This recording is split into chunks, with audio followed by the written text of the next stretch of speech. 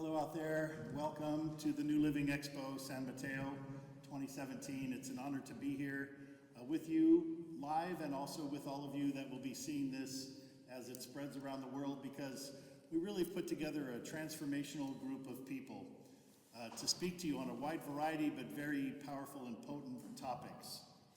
We called the talk Our Climate Crisis, Collective Consciousness and Global Transformation. And we're daring in 90 minutes to encompass all of that with you here today.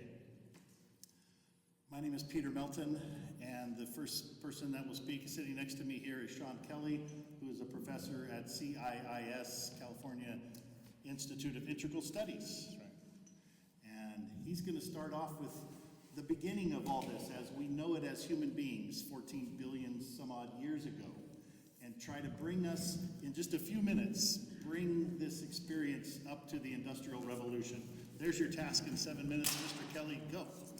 Thank you, Peter. Thank you all for coming here today. Sorry to disappoint, but I won't do the whole 14 billion years. But I will give a sense of our moment. The important thing is for us to to be able to picture and feel the unique, unparalleled nature of our moment. So what is our moment? It's a paradoxical moment that could be characterized as the simultaneous emergence of a cosmological wisdom. For the first time in the history of our species on the planet, there is general consensus about our common origins 14 billion years ago, the Big Bang, or whatever we want to call it, the history of our planet, 4.6 billion years. All of the main phases of evolution leading up to our moment. There's consensus about this. This is really phenomenal. So a new story of the universe has emerged that we can celebrate and be inspired by. This is the cosmological wisdom side. Now the paradox is that this new cosmological wisdom has emerged at the same time that the planet has fallen into a kind of madness. Planetary madness happening. And the madness has many symptoms. Today, perhaps we're focusing on climate change as a principal driver of that madness and a manifestation of that madness. But we could also name the mass extinction of species underway. First time that's happened in 65 million years. And we could also point to the continuing, what I call planetary apartheid. The fact that the majority of the planet lives of human beings and of all of the other non-human beings on the planet increasingly live in states of great suffering and oppression. Right? So, planetary madness, cosmological wisdom emerging at once. Now, in terms of the cosmological wisdom, the new story, I'm sure you've all seen, maybe those of you old enough to remember, Carl Sagan was the first one to put the history of our universe on a year-long calendar map to show the various stages where they would be if that 14 billion years were 1 year. I'm not going to do that, but let's just think of the history of our own species, Homo sapiens, or Homo sapiens sapiens. About 240,000 years we have been on this planet. Of course, our other cousins, hominid cousins, were around for a few million years before that. But our species, 240,000 years we've been around. If you were to put that on a 24-hour day, so just imagine 240,000 years on a clock that would go around twice, 12 hours twice. The Industrial Revolution, which began just a couple hundred years ago, would be at 2 minutes to midnight. Or 2 minutes to the last midnight if we began on a previous midnight. Now, since 1950, we human beings have used more energy, moved more stuff around the world than in the whole previous 240,000 years of our time on this planet. That is 2 seconds to midnight. So 1950 is 2 seconds to midnight. So where are we now, right now, in this late April of 2017? Well, you couldn't even measure how close we are to that 12. But we don't know whether it's midnight or whether it's a kind of high noon. I think what we'll hear from my colleagues here today is that in some sense it's both. We're living in a time that is simultaneously the darkest of times, a kind of deep, dark night of the planetary soul, and a kind of high noon of consciousness, because it's at this very moment that the planet is awakening to herself, or itself, whatever you prefer, as a planet. This is the first time in the history, the 14.6 billion year history of the planet, that a consciousness is emerging of the planet, by the planet. So that's the high noon. So high noon, deep midnight are both happening at the same time. How am I doing for time? I've got, so what do I have? Yeah, a couple more minutes. Okay. Now another way of characterizing our time is our moment I take from my dear friend and colleague, Joanna Macy. And she has a very helpful way of thinking of our time as one where there are three competing stories that characterize our moment. The one that most people hear, that dominates the news, all the news outlets, whether cable or internet or print, is business as usual. And that's basically that we're in a time where we need to re-stimulate the economy, we need to avoid war, certainly, but the main story of business as usual is that we need to restart the economy, we need to stimulate growth, and so on. That's business as usual.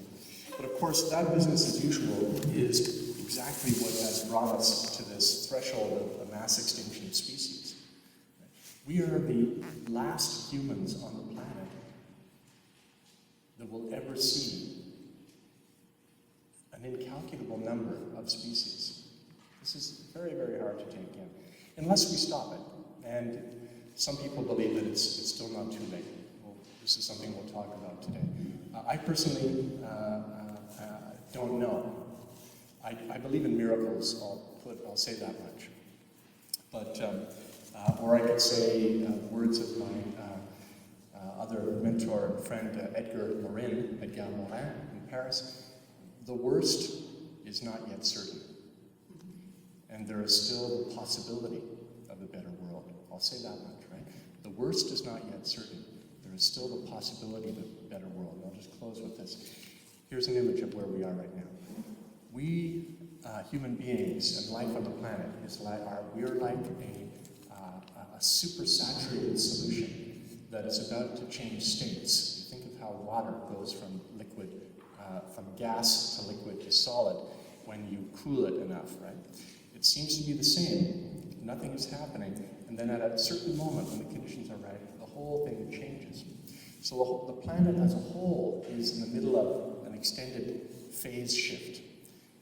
And all of you here, and all of you watching, all of you who have the courage and the love to open your heart minds enough to take what it is we're talking about in today, are like sea crystals in that supersaturated solution, which will determine what that next phase looks like. I'll leave it at that. Yeah, thank you. What a powerful opportunity to grasp the whole history of what we think we know, right? And to bring it into here, how our species emerged and how our species took shape and brought ourselves, in this case, brought ourselves up to the Industrial Revolution. And this is where our next guest will start and bring us from the Industrial Revolution to today, and just what it is we've done with this power and with our confusion and with our wisdom and all of it. This next guest is Dr. Guy McPherson, Professor Emeritus, University of Arizona. I crossed paths with his message about 3 years ago now, and it blew me away. He compiles the evidence and presents it in a very powerful way, as you'll see. But I love the way he can tell the story of Industrial Revolution to now, and that's what he's going to spend the next 12 or 14 minutes telling us about. So, Dr. McPherson. Thanks, Peter. Thanks, especially to all of you for making the trip today. We generally say that the Industrial Revolution began in 1758. It's the common arbitrary date pegged as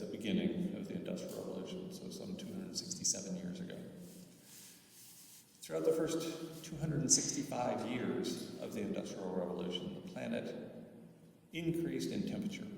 Overall planetary temperature increased a little less than 1 degree Celsius. It doesn't sound like much. I mean, after all, we all experience more than 1 degree Celsius change in temperature when we move from outside to inside. Almost any building on any day. Certainly today, from the morning till afternoon, we'll experience far more than 1 degree C temperature rise. So it sounds like it's no big deal. In the 4 months after that increase in temperature from 13.5 to 14.5 degrees Celsius, global average temperature rise, in the following 4 months, the temperature went up another 0.6 degrees. We are in the midst of abrupt climate change. We are at the beginning of an exponential rise in global average temperature. That exponential rise will lead to the extinction of most species on the planet. We're headed for a global average temperature at or near the highest experienced by Earth, 23 degrees Celsius. The highest temperature experienced by Earth in the last 2 billion years. That's billion with a B.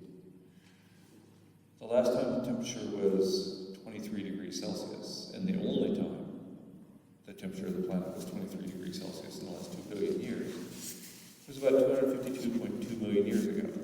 It was responsible for what is called the Great Dying, the worst mass extinction of them all so far. 252 million years ago, the planet lost more than 90% of its life. More than 90% of the species on the planet have been extinct. Current temperature rise exceeds that temperature rise by at least an order of magnitude. And as you might expect, the rate of extinction exceeds that of the Great Dying by more than an order of magnitude.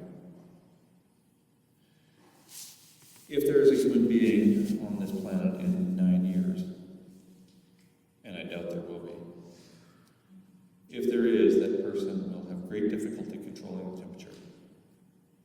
He or she will be hungry, thirsty, terribly lonely, and bathing daily in ionizing radiation that will spread throughout the world due to the collapse of the world's nuclear power facilities.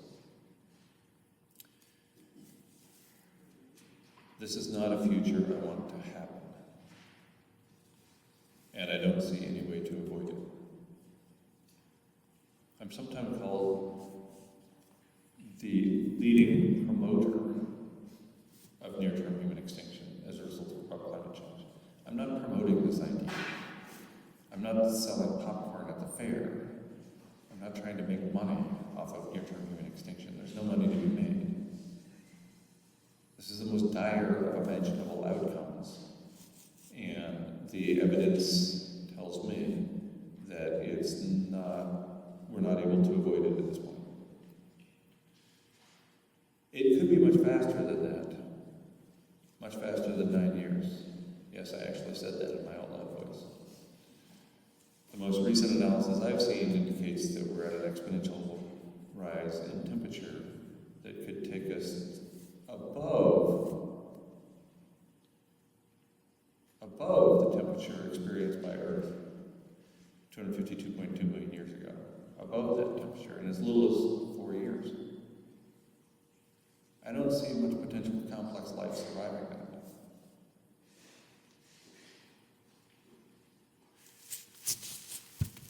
Somebody once told me that I blast my message at people like a bull in a china shop.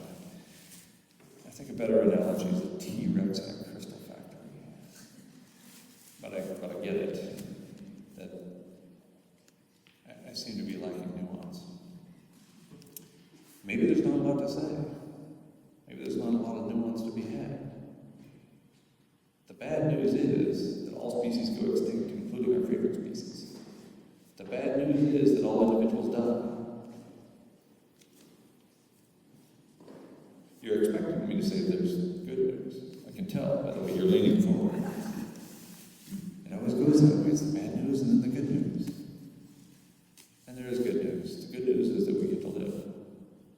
should we choose. The good news is that we came into existence at all. The odds against any one of us being here, based on our understanding of DNA, exceed the odds against plucking a single atom at random from the entire universe. That's like you buy a lottery ticket every week, just one, and you win every week forever. And yet here we are. As evolutionary biologist Richard Dawkins says, here we are with the eyes to see where we are and the brains to wonder why. So not only do we get to be here, not only do we get to live, and I mean live, not just jump on the hamster wheel and do what everybody else is doing, but actually live and experience this existence, experience this unbelievably astonishing and beautiful world. Not only do we have that going for us, we get to be here at the most amazing time in human history. A time when almost everybody has in their pocket the computing power that only 2 decades ago would have filled this room. So you can actually fact check everything I'm telling you in a matter of seconds or minutes with that computer in your pocket. And, of course, we get to be here at the end. Think about that. Everybody else walked out of the movie. Most of them not by choice, admittedly. But they didn't get to see the end. It appears, based on my understanding of the evidence, that we get to be here at the end. That we get to see the whole show. It seems inconceivable, not just to you, but to me as well, that this could be happening. After all, look around. It's a beautiful day. 72 degrees here in San Mateo. It's a sunny day. Temperature's perfect. We're gathered in this room. We have this amazing technology. And there's this seemingly otherwise sane individual telling you you're all going to die. It's a beautiful day. So we have this paradox, and we live with this paradox. People who are informed, who are cursed with enlightenment, live with the paradox of having death over your left shoulder and using that knowledge to live with urgency. And it's a tremendous paradox. You're telling me that not only is all this going to go away, lights out would be bad enough, but that all of us are going to go away as well, and habitat for our favorite species is going to go away when in fact humans live almost everywhere. Look, we go into space. We got people at the International Space Station living there for months at a time. We got people living in nuclear submarines for months at a time. We don't need no stinking habitat. But think about where the food and water come from for the International Space Station and for the nuclear submarines. That food comes from here. The food comes from the plants that are growing here on Earth. And without those plants, we don't have an International Space Station. Without those plants, we don't have the canned peaches in the nuclear submarines. I love canned peaches. I mean, really. It's one of the few fruits that I'll take the canned version just as easily as the fresh version anytime. Sometimes I wonder how I get started down these paths. There's a lot of squirrels between here and there. You know, Guy, you still have 4 or 5 more minutes, and for people who are just hearing you for the first time, give them just a little bit of your history, how long you've been looking at this and how you put this together. Right, so Nietzsche said, if you stare into the abyss long enough, the abyss stares back at you. It's like looking at the sun. You know, you can look at it for a second or two, but then you have to look away, and even at that, you might have retinal damage. So I don't stare into the abyss. I looked into the abyss. I realized in 2002, when I was working on a book published in 2003, that the abyss was calling to us, that it was staring at us. And so I looked at it for a second, and I looked away. I looked away for a long time. When it became obvious to me, as a conservation biologist who studies speciation, extinction, and habitat, when it became obvious to me that this set of living arrangements, what we affectionately refer to as civilization, is in itself an omnicidal heat engine that kills everything, that is underlying the sixth mass extinction and the most rapid one in planetary history. When it occurred to me that this set of living arrangements was responsible for fouling the air and dirtying the water and washing the world's soils into the world's oceans, when it occurred to me that this set of living arrangements was the most violent one could possibly imagine with respect to the living planet, and also with respect to the people on the planet who don't look a lot like me. When I reached that conclusion, I decided I had to take action. So I dropped out in classic 60s style. I dropped out. I created a homestead in the desert in New Mexico and lived there for 7 years, trying to get people to follow, to drop out of the omnicidal system we call civilization. Ultimately, when it occurred to me that not a whole bunch of people followed, first I was stunned. I mean, I'm a professor. I'm showing you that this is horrible what we're doing to the planet, and I dropped out, and you can too. And essentially nobody did. And I was stunned because I was filled with such hubris that I thought if I, among the most privileged people on the planet, chose a different path, then surely everybody else would too. Oh, the hubris. I don't have so much of that anymore. Well, ultimately I realized that it was too late. Even if we all dropped out, it's still too late, that we're in the midst of this nasty thing I mentioned earlier called abrupt climate change. So I started living my message finally, just in the last few years, by moving out of the country of my birth, on the bleeding edge of homicide, and moved to a Central American location in the country of Belize, where the people are sweet, tough, where the homicide is proceeding a bit less quickly than it is here, where I can live in the jungle and in 20 minutes outside can be eaten alive by insects. What's not to love?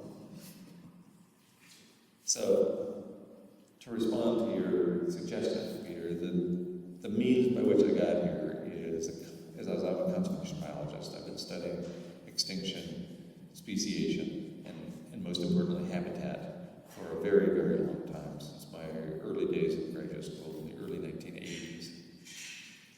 And I don't see how an organism such as ourselves is dependent upon so many other species on the planet. I just don't see how we escape the sixth mass extinction. That's like saying you can crap in your nest every day and you're never going to get poop on your own feathers. You know, it seems sort of ridiculous when you put it like that. We can no longer believe the infinite growth paradigm that we've been sold our entire lives. You cannot have infinite growth on a finite planet. When I say it out loud like that, of course you all go, of course not, that's ridiculous. Who would ever think such a thing? But the problem is we don't think. The infinite growth paradigm just marches on. We wouldn't have a positive interest rate, a positive discount rate at your bank if we didn't believe in this infinite growth paradigm.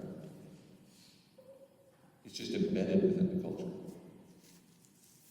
The infinite growth paradigm is about done. And when it goes away, I'm surprised it hasn't yet, then most people on the planet will die in short order. And not long after that, in the absence of habitat for our favorite species, we will all go too. It's not a message I bring with great joy, but it does allow me, encourages me, forces me to recognize joy when it enters my life. And I hope it'll do the same for you. Wow. Talk about a powerful message. Talk about a powerful mirror for need to look at as a human who wants to explore what's going on. For me as a human to dare to look at where we are with as sober eyes as I can muster, and the urge to deny it, the urge to put it off, the urge to run from it is very strong because we've been marinated in this culture. And of course it's going to go on forever, right? But when you actually stop and listen to some of the sentences and put together some of the things, infinite growth on a finite planet? Of course not. Population, we haven't even looked at it. We haven't even considered population as a species. Here we are, the dominant species, and I don't know that we've ever even stopped to ponder. It's an amazing quote, Farley Moat, that Dr. McPherson often uses. We think we're a good species going somewhere important. I don't know that we've ever even stopped to notice that we're a species, let alone a dominant species, let alone a species that's living together on a planet with a delicate web of life that weaves us into all the other species and our habitat. And that's the hardest part in going around with Dr. McPherson and sharing this message, as I've had the luxury to do a little bit of. We don't get that if the habitat falls apart, that there's not food growing. You can't just go to the store. It's not there. And boy, it's powerful to put the message together and for me to see what shows up. What part of my humanity shows up when I dare to grok this and believe it to whatever level I believe it, because everyone's going to take it in to their own degree. And as you dare to look at it, that can shift. But to dare to feel into that. And talk about feeling into that, our next guest is Dr. Peter Russell, who has written, I think, 9 books or more and amazing number of lectures on human consciousness and what's up with humanity and where do we think we can go. And so, Dr. Russell, I hand it to you. Thanks. I want to start by just bouncing off of what Sean and Guy have touched on, which is about accelerating change. I think this is fundamental to understanding where we are.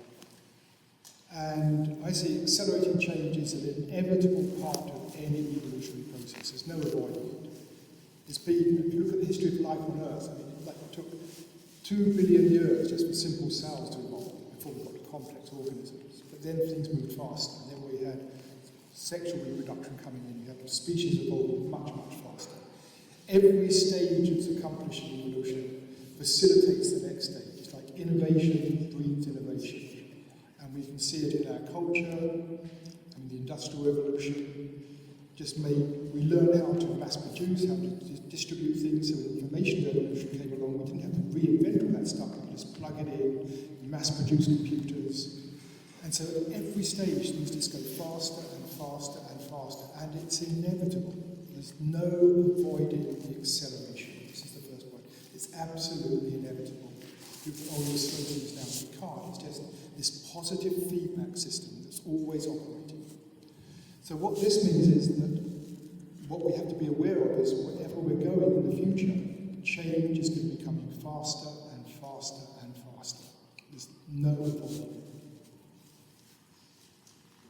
Now, where's that taking us? There's the people like the Kurzweils who believe in the whole singularity hypothesis, which I also see as valid, which is basically, given Moore's law that computing power is doubling every year and a half, etc., that sometime around the 2030s we're going to have computers as intelligent as human beings, and then that's what they call the singularity. A singularity in history, where we enter a whole new period of history where things are moving so fast, we've no idea what things are going to look like. But what we forget there is what super intelligent machines are going to do is be designing even better machines. The acceleration is going to leap forward even faster. I mean, we think the pace of change is fast enough now. It's going to be so much faster in 10, 20, 30 years' time. Now, a lot of people think, oh, that's great, we have all these wonderful new technologies. But the bit that's always overlooked, not always overlooked, but so easily overlooked, is the stress that the acceleration puts on the system. And stress is basically loosely defined as failure to adapt to change. So if change is coming faster and faster and faster, then we have to adapt faster and faster. And Thomas Friedman laid this out lovely in his recent book, Thank You for Being Late. he shows how we need to adapt, but the step he doesn't make is he shows how we need to adapt in the next 10 years. The 5 years after that, we need to adapt even more. The 5 years or 3 years after that, adapt even more. There comes a limit to the adaptation, and then you get breakdown. And I see this is where the acceleration is leading, ultimately, to increase stress on all the systems, whether it's our personal systems, burnout, sickness, just not being able to cope, whether it's the economic system, whether it's social systems, environmental systems, the planetary system. They begin to just collapse under the stress of the change. It's like spin a wheel faster and faster and faster, it eventually flies apart. And climate change, to me, is a perfect example of this, a failure of the system to adapt. The planet can quite happily absorb CO2. It's doing it the whole time. All our limestone and chalk in the ground is CO2 that's been absorbed. The planet's very good at absorbing things, CO2. We are now producing CO2 at about 10,000 times the rate at which the planet can keep the balance going. So climate change is, what we're focused on here is an example of just unbridled acceleration. And I don't think it's because we've gone wrong. I don't see any blame in this. I don't think there's anywhere we could easily have changed. It's just this is the inevitable result of acceleration. And the acceleration is an inevitable part of any evolutionary process. So this, to me, requires that we take a whole different look at humanity, what we're doing here, and a human future. Because on the one hand, I think we have to accept the acceleration is going to keep on continuing into astronomical rates. And yet, whenever we think of the future, intuitively, or not intuitively, but naively, we think change is going to be slow, it's going to be static. So all the evidence suggests that change is going to be faster and faster, and yet when we think about a long-term future, 100 years, 1,000 years, 10,000 years ahead, we assume there's going to be no change. How could that be? My favourite example is Star Trek, set a couple of hundred years in the future, and the sequels to Star Trek. The technology isn't changing. Very slowly it's changing. We're seeing changes in technology happening 5 years, 10 years, 200 years from now. It's going to be happening in minutes. And yet Star Trek imagines this very stable world. Almost every image we have of the future imagines no acceleration, which would imply that human creativity, human innovation was zero. We weren't innovating. So what that says to me is the acceleration precludes the possibility of a long-term human future. It means we have to radically change our whole idea of what humanity is about and what we're doing here. And this leads, for me, a whole new story of humanity. Many people talk about the new story of humanity being the new story if we just get our consciousness together and just free ourselves from all our ego handicaps and wake up and become enlightened, and we could change the world and all live happily ever after, which is a new story I ascribe to for a while. These all assume that we have some long-term destiny ahead of us, some right to continue being here. And the idea, as Guy's been pointing out, seems that we may not be here any longer. It seems almost anathema. We're so attached to the idea we should be here for long term. But we don't have this attitude with ourselves. We all know we are going to die. We don't know when or how, most of us, but we know our life is finite. And we don't think this is an incredible, awful, horrible thing. Some of us do, but most of us accept we are just here for a finite time and make the best of it and hope that maybe our end isn't so painful. I think we have to make the same shift with regard to humanity and seeing that a species like ours is actually only here in existence for a short time, and we are coming near to the end of that span. And I don't see this as gloomy, because there's so much that can be accomplished in it. We are such incredible beings, as Guy was pointing to. But what I see happens is, on a planet such as ours, where there's life, and life is fortunate enough to evolve into more and more complex systems, there comes a moment where there's a blossoming of consciousness. I believe all species are conscious, but something happens, that there's a blossoming of consciousness. And that came with humanity, with Homo sapiens, or rather with our primate ancestors, several million years ago, when we started using tools in a particular way. Again, many creatures use tools. We start using tools to make better tools, which is the beginning of technology. And when you have that, and you have language and the ability to share learning, share information, share knowledge, those two things come together and a whole new form of innovation appears on the planet. And the accelerating curve leaps off. And it took, first of all, taking thousands of years for tools to evolve, and they got faster and faster and faster. But there's no blame, that's just what happens. And then, as that technology develops, there is this blossoming of consciousness, where we become creative, we create wonderful art, we begin to care for each other, we do wonderful things on the planet, even be concerned about the planet, where the planet's going. There's this incredible blossoming of consciousness, when we actually also begin to discover the very nature of consciousness itself, and embark upon the spiritual journey, and have the possibility of actually becoming fully awakened, conscious beings. And at the same time, this accelerating curve is putting a time limit on how much longer that can go on for. But because everything is accelerating, so the growth of awakening of consciousness is also on its own exponential curve, going the same way. So my feeling is it isn't we need to be here for another 10,000 years that we can complete our mission as a conscious species.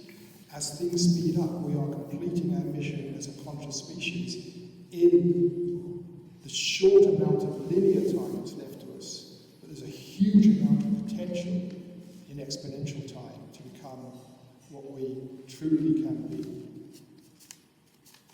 And so rather than mourning the fact that we're not going to be here much longer, I think we should be accepting that as this is what happens to an intelligent tool-using species. This is what happens. And to celebrate the incredible beings that we are, just to celebrate us. I mean, we do the same when an individual dies, when we lose. I mean, I've just lost both my parents recently, and there was a lot of mourning and grieving, but what came out of it also was a huge amount of love and celebration and gratitude. And I think we should be celebrating ourselves for what we are and what we can become in just that short time remaining. Huge amount of gratitude for being here and being able to be what we can be. And I think most of all, love, as all the great teachers have said. Ultimately, it's about love, about opening our hearts. And I think if we're going to navigate our way through these final years with wisdom and grace and humility, we need to open our hearts rather than close our hearts down out of fear and isn't this awful. We need to be opening our hearts to the wondrous beings that we are and saying, how can we care for each other as we go through these closing days of this species? How can we care for each other and help each other as we go through this? Wow. Can you sit with that for a minute? Thank you, Peter. Thank you, Guy and Sean. What a half an hour that was, right? To dare to capture cosmic history of who we think we are and what we've done the last few hundred years and the dilemma, predicament, situation we find ourselves in, and then to dare to sit with it in the space of the flowering of human consciousness and who might we become as we dare to realize that we might be here at the end You know, it creates an amazing spiritual experience for me. When I first heard this message, it was like, oh my God. And then it was, oh my God, right? What is, if you will, God, what does spirit say to me? Am I really a spiritual being having a human experience? Or is that just a nice phrase I use when it's convenient? So if I really am a spiritual being having a human experience, what is this story moving out and through me? What does this mean? And what it created for me was what I call a spiritual urgency. That spirituality and who I am is no longer some game I'm going to play for the next 50 years. It all of a sudden became a wow.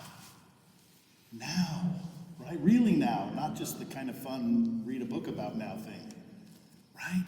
But really now, who am I? How can I know myself as the grandest human I could be? How can I know myself beyond my humanity? Right? While I'm still here, which feels like the ultimate trick we're playing on ourselves here. That we are infinite beings cleverly disguised as Peter, Guy, and Jamen, each of you. So then you find yourself sitting in a chair, you just got this download, and you're like, wow, what now? And just a few months ago, I met Jamen Shively, East Bay native, an incredible, vast variety of careers and experiences, including building latrines in Mexico and building computer centers in Mexico for people to use, to being a chief strategist at Microsoft, to being huge in the cannabis industry. And I'm like, who are you, right?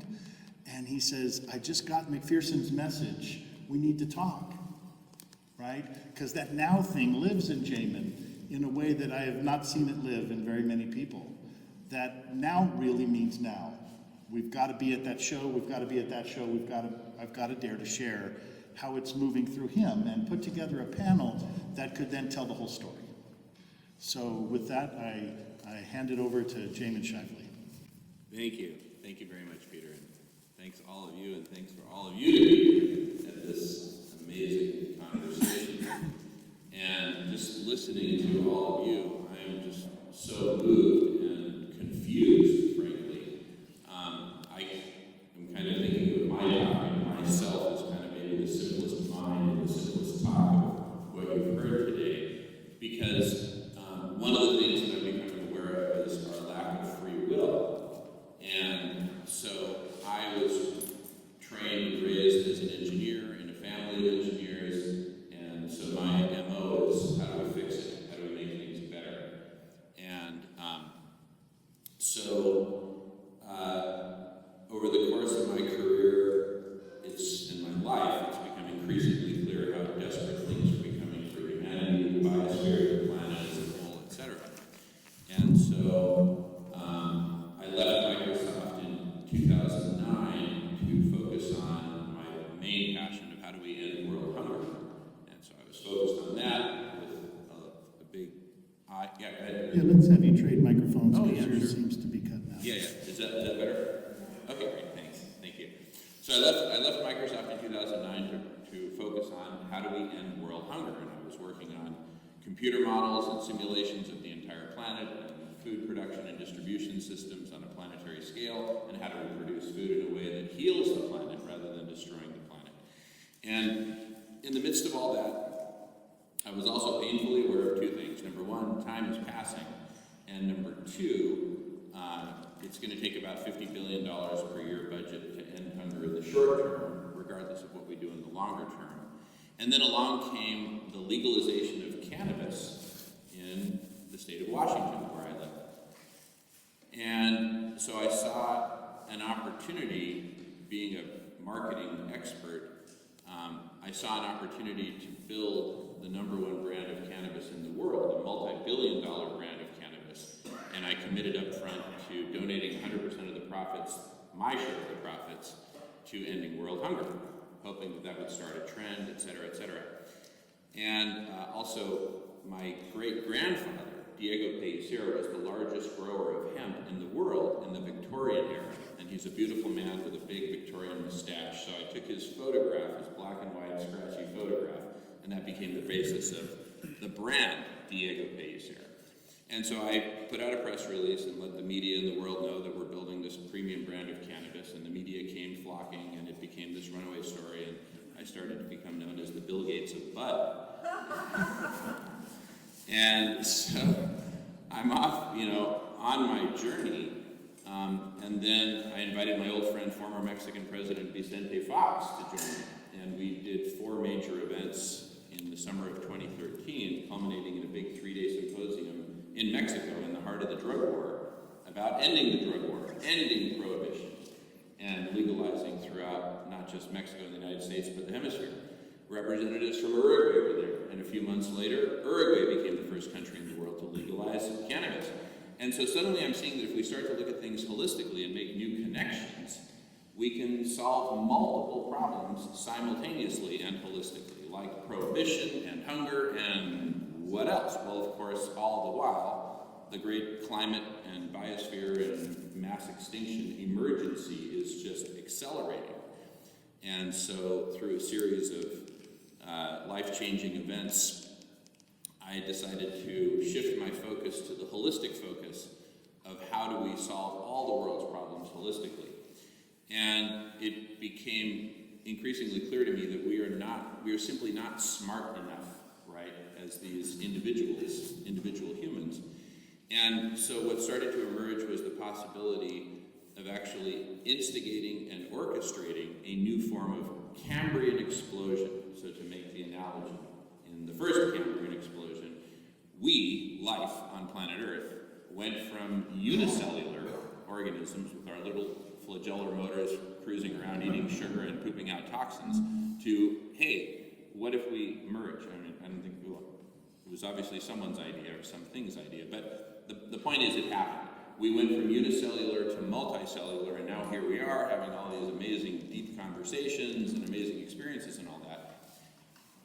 I submit to you that now is the moment for us to instigate intentionally the next grand Cambrian explosion, which is going from unicranial,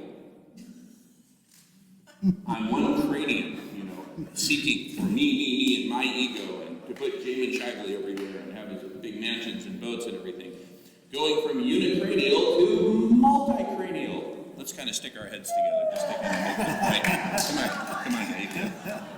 Anyway, so you feel it? Okay. So, see, it's addictive. It literally is addictive.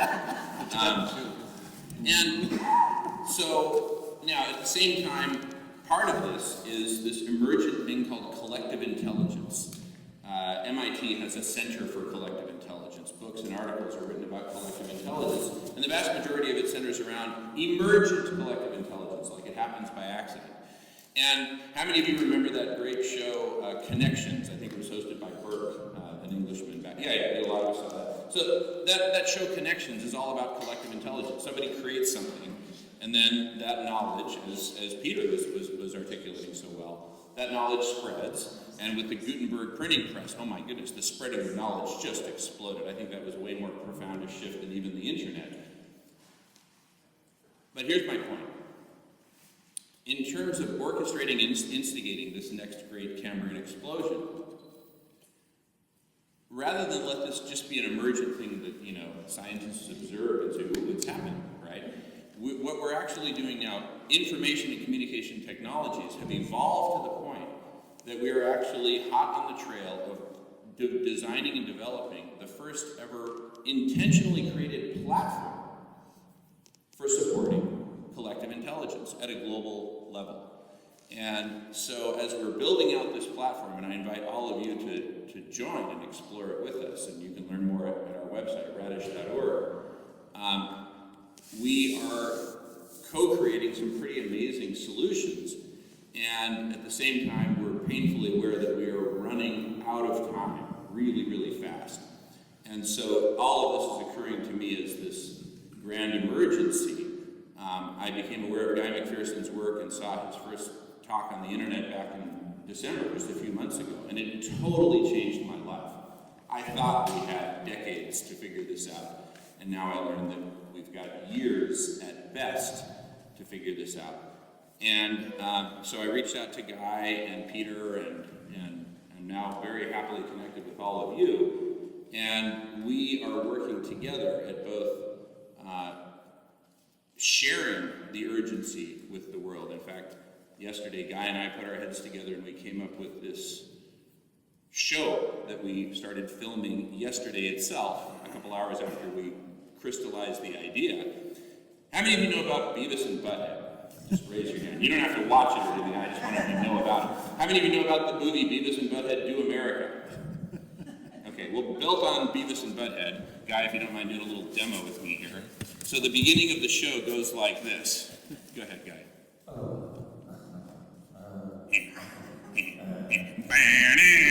And then it shows Guy and Jamen Do the Planet, right? Literally, Guy, that's the name of the show.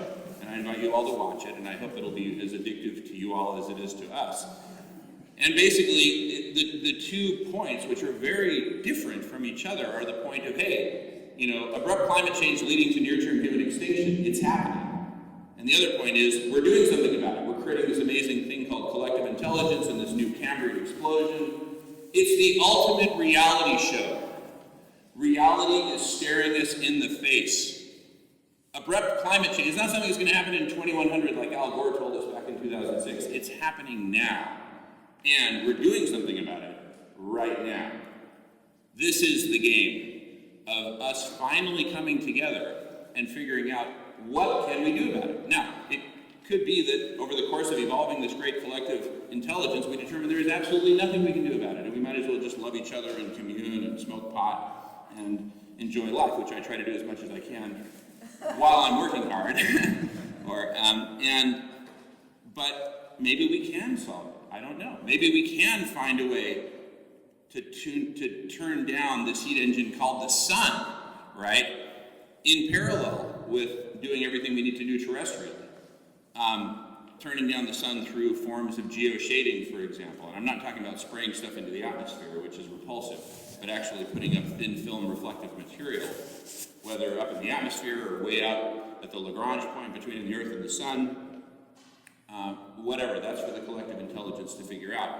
But I'm kind of embracing my nature as a survival-oriented human and saying, how do we survive? How do we survive as a species? I know I'm going to die, and in fact, in many ways, I look forward to it. Having grown up in the Bay Area during the golden age of the 60s, 70s, and 80s, when it was really kind of a utopia here, now it's this terrible dystopia, and I can barely bear to look. So in many ways, I look forward to my own death, but I'm committed to doing everything I can to preserve and heal what possibly can be saved of our fragile and dying world. And that's why I'm committed to doing what I'm doing, while at the same time enlightening myself and opening up my mind to other possibilities. All this awesome new living stuff that we engineers kind of first looked kind of weird at, but now it's like, wait a second, these might be vital tools for our survival, this consciousness hacking, all this cool stuff. So I'm very, very happy to be here, delighted to be in this conversation. Thank you all, and thank you for listening.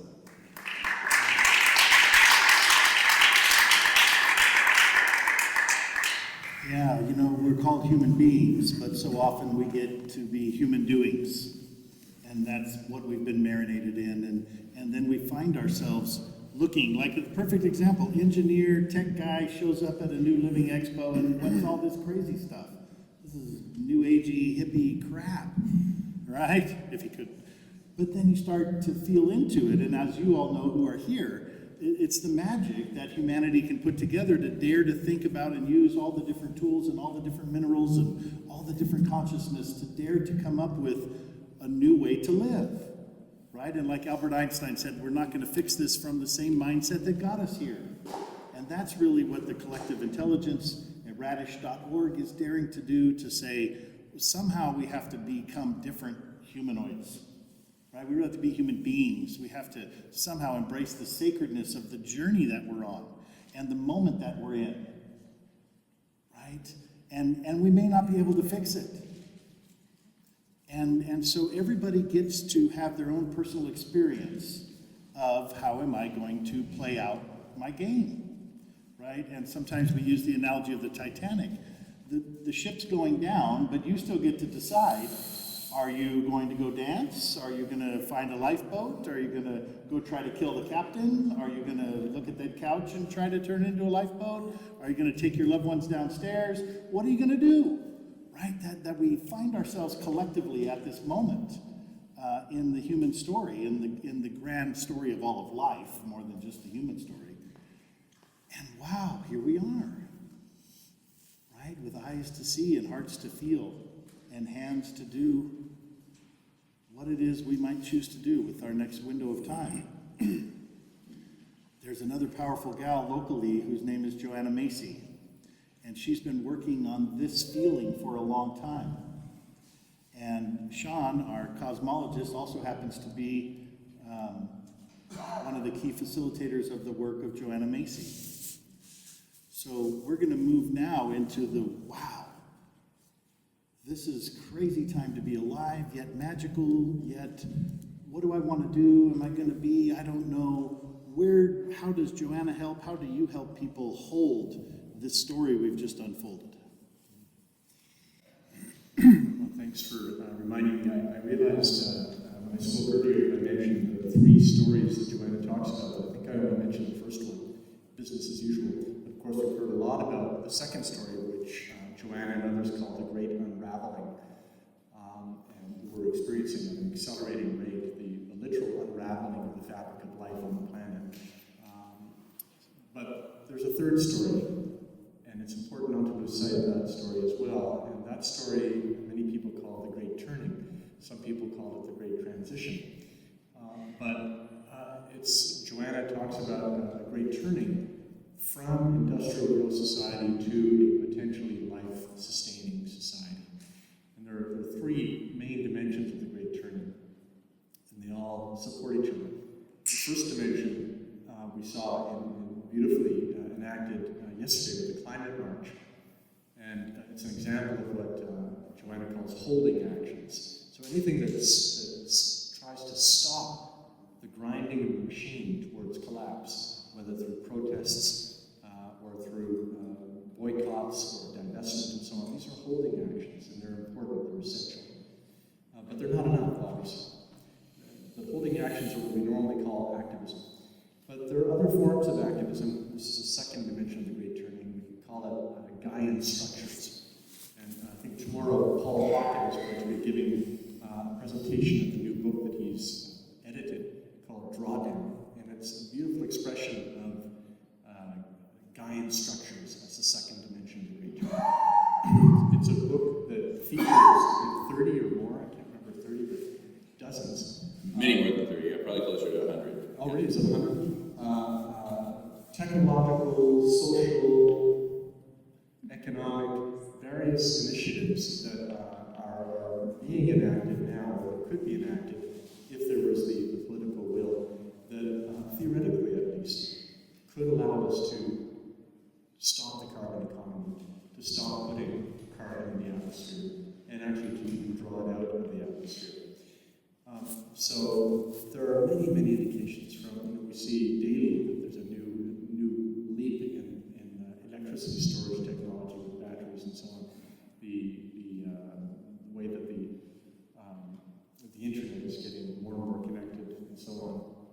That we really don't know. As Peter said, the rate of acceleration of innovation is so steep that we literally cannot predict what will emerge, not only through the technology, but through all of us putting our foreheads together, sharing, letting our crania, and not only our crania, but our hearts touch.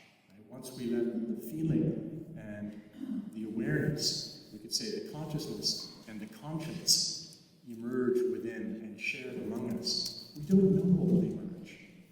Now, it may be too late. I don't know. But the third dimension of the great turning, first is holding actions, second is guiding structures that could lead us forward. The third, for this gathering here at the New Life Expo, third dimension of the great turning is a shift in consciousness. And without that shift in consciousness, the protests, the holding actions, and the new technologies, new ways of being in the world cannot be sustained, can't be generated. So what is that shift in consciousness?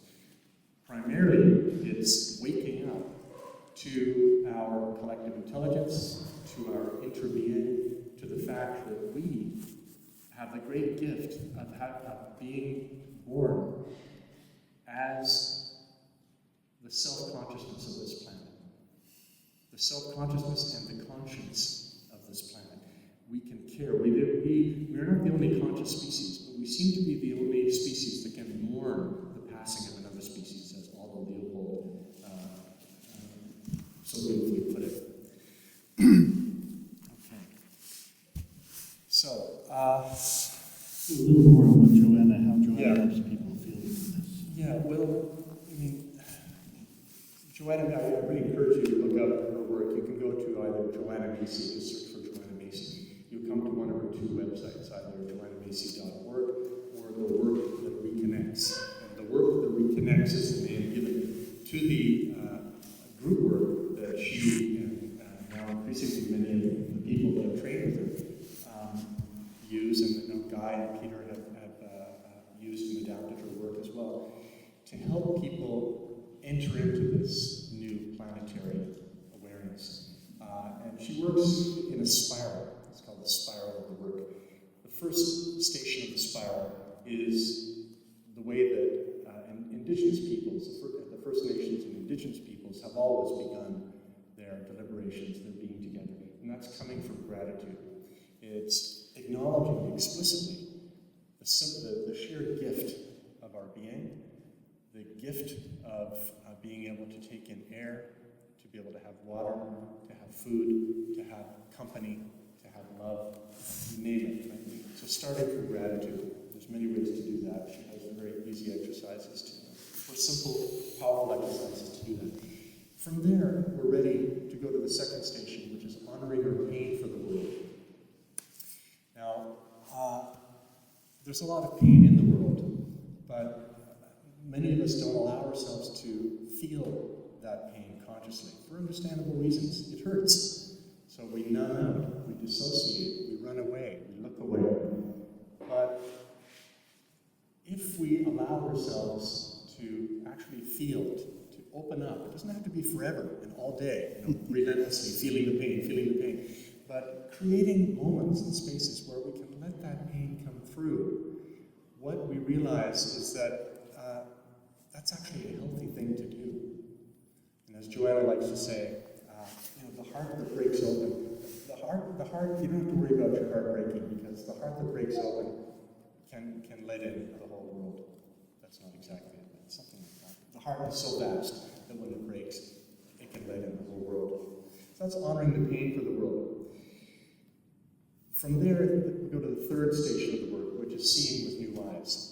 And this is really being able to think, to intuit, and to open the heart space to the great turning that is underway. And that really involves the kinds of things that Jamen and Peter and Guy and Peter, all of us and all of us here, are intuiting and committed to. And that is waking up to our true being, which is actually interbeing with the whole web of life. So from that point, we can go forth, which is the fourth station. Go forth is return to our life, however that is, our normal life, our daily lives, carrying that awareness, that consciousness. And it may be that a big part of that consciousness is that we seem to be heading, we're on the edge of an abyss, and we may indeed be close to the end. I don't know. We don't know. But we are experiencing at least a collective near-death experience. We are near. Whether we will fall over the edge or whether a miracle will happen through our collective intelligence, and who knows from what other quarters, I personally believe that we just don't know. But in the time that's left, am I done? Yeah, we can move into that. All right. So I won't say any more, but I'd like us to do just a little exercise here taken from the work that reconnects. Very, very simple. I would invite you to turn to your neighbor. So this is to do with care. We're just going to spend about 4 minutes doing a little exercise here. So if you can find, if you're alone, if you can find somebody, and I'm just going to have you talk to each other just for a couple of minutes. Yeah, thank you for participating. This is such a powerful part. We're in this together. Yeah. So going to be a short. Has everybody got a partner? Is there somebody, or team up with 3 if you have to, or? All right, here we go. Here we go, sir. There's 2 threes. Good. Okay, here's the instructions. Here's the instructions part.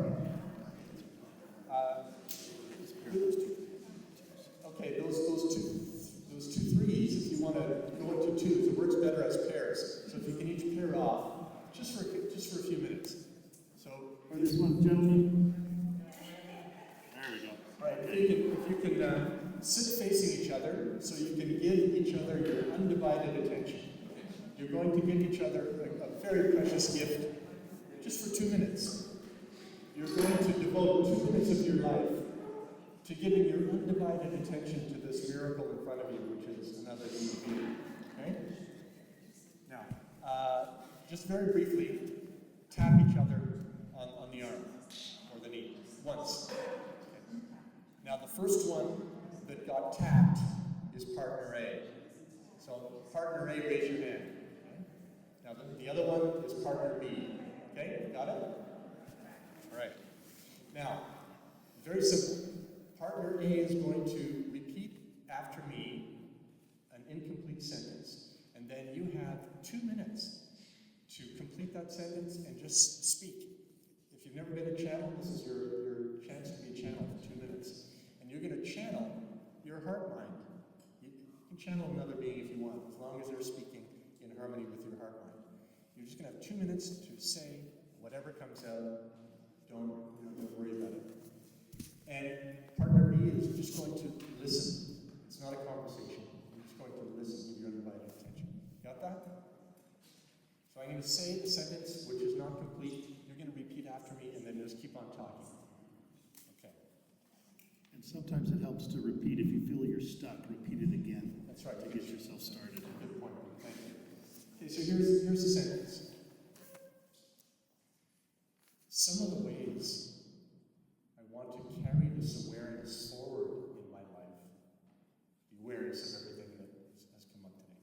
Some of the ways that I want to carry this awareness forward in my life are, got it? Some of the ways I want to carry this awareness forward in my life are,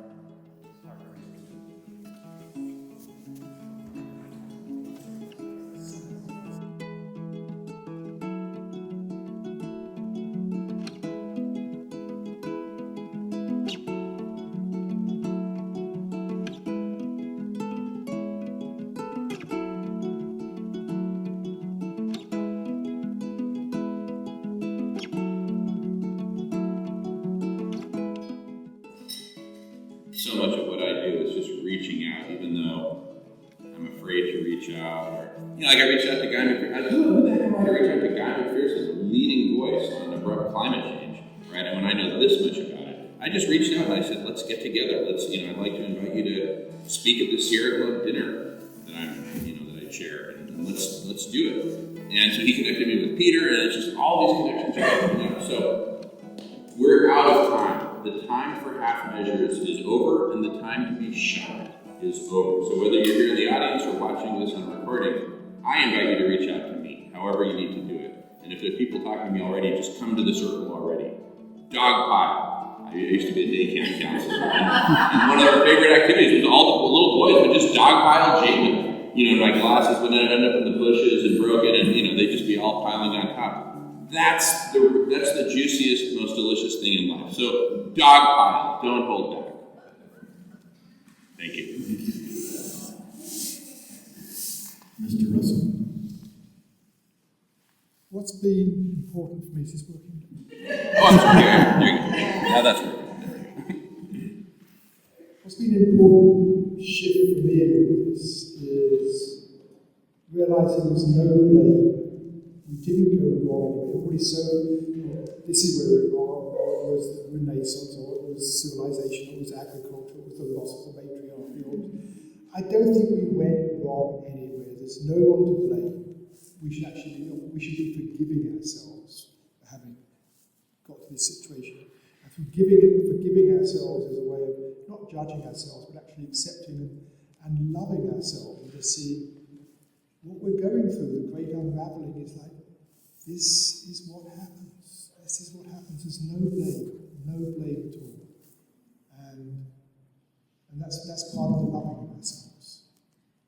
Oh, thanks. Excellent point. As we talk about loving ourselves, what does love even mean, right? And how does love shift with the shifting of our awarenesses here? And that, thank you for bringing that through that way, that loving ourselves in this moment can be just the exhale, and just some acceptance, and some stirring in the heart that knows that you're a representative of humanity, you're a representative of 14 billion years and beyond of life happening. It's happening as you right now, in this very next moment, and the very next moment, and the very next moment. I get all the time, okay, so what do we do? Actually, the most common question I get is, what they have done. But I don't know that. We can't do that. We get to live, and then people ask me, well, what should I do? Well, there's no should. There is no should. There is no should. If you can look at yourself at the end of the day, if you can look at yourself in the mirror at the end of the day, and think about what you did today, and you can say, honestly, because you're the only one looking, if you can honestly say, I pursued excellence, I had a good day. If that could be your benchmark for every day forward, wouldn't that be amazing? If at the end of the day you could tell yourself that I pursued excellence, that I pursued love, that I didn't blame, I didn't shame, I didn't guilt, I didn't should. I pursued, I sought excellence. I promoted compassion. Every day, I would encourage each of you to go to the mirror when nobody else is looking. Black out the hidden camera, they're everywhere. And just look in the mirror and ponder what your day was like. There's no blame, there's no shame, there's no guilt. At the age of extinction, only love remains.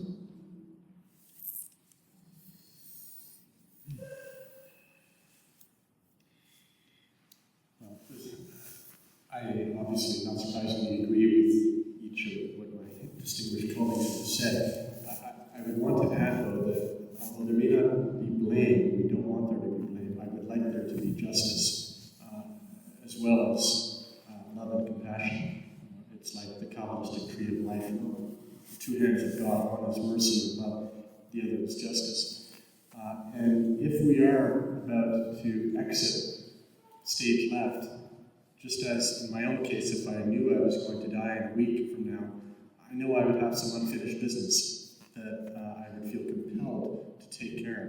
And I would suggest that we have, as a species, unfinished business that has to do not only with justice, wherever we can implement it, for those who have been oppressed and continue to be oppressed in the species. But there's still a lot, even if we are going down, there's a lot that we can do that might ease the descent so that there are as many pockets as possible of communities, micro-communities rather, where we can enact the kind of love and compassion that Jane, Peter, and Guy talked about. So dare to live excellently, I agree, with compassion and justice where we can. Yeah. So there's so many options for what you do next, and everybody gets to make that choice for themselves. For this small representation here, Jamen is radish.org to explore collective intelligence, peterrussell.com, humanity, consciousness, and beyond, guymcpherson.com, nature bats last, Sean Kelly, CIIS, California Institute of Integral Studies, petermelton.com. The New Living Expo will have these available. I'm sure this talk will be on the YouTube and the net, and it has been such an incredible honor to put these people together and have you here and have all your listeners and viewers have a chance to dare to look at yourself, to dare to call forth your humanity at this magic moment where life itself is looking itself in the mirror through you. And that we're all the magic of the universe cleverly disguised. To live from that spot, to dare to know myself beyond my humanity, to dare to own the infinite, all of life moving through me. Call it whatever you like. It's moving through you right now as you.